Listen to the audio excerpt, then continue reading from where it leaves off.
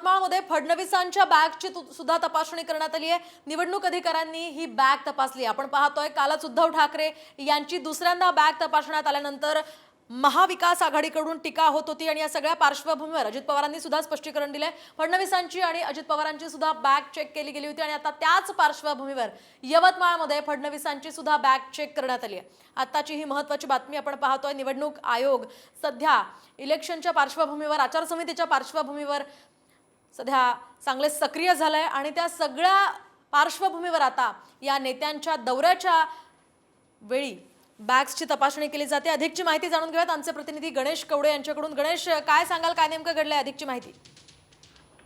नक्कीच ज्या पद्धतीने उद्धव ठाकरे यांच्या दोनदा बॅग तपासल्या होत्या आणि त्याच्यानंतर उद्धव ठाकरे यांनी स्वतः व्हिडिओ करत आहे तो प्रसिद्ध करण्यात आला होता। त्यानंतरून टीका देखील आहे त्यांनी केलं होतं की फक्त काय मीच तुम्हाला सापडतो का, आणि त्यानंतरून आता देवेंद्र फडणवीस असतील या अजित पवार असतील या बाकीचे राजकीय नेते असतील यांच्या देखील आहेत त्या बॅग तपासणी आहे ते सध्या निवडणूक आयोगाने सुरू केलेलं पाहायला मिळतं। कुठल्याही पद्धतीने एकतर्फी होऊ नये असाच हा एक कार्यक्रम होता। मात्र तरी देखील हा टीकासत्र आहे ते महाविकास आघाडीकडून सुरू होतं की फक्त आम्हाला टार्गेट केलं जात आहे। त्यानंतरून आता महायुतीतल्या देखील नेत्यांच्या आहे त्या बॅग तपासणी सुरू करण्यात आलेल्या आहे पाहायला मिळतात। अगदी नक्कीच धन्यवाद गणेश दिलेल्या सविस्तर माहितीसाठी। एकूणच निवडणुकीच्या पार्श्वभूमीवर आता सगळ्यांचीच कसून तपासणी होणार असल्याचं दिसतंय।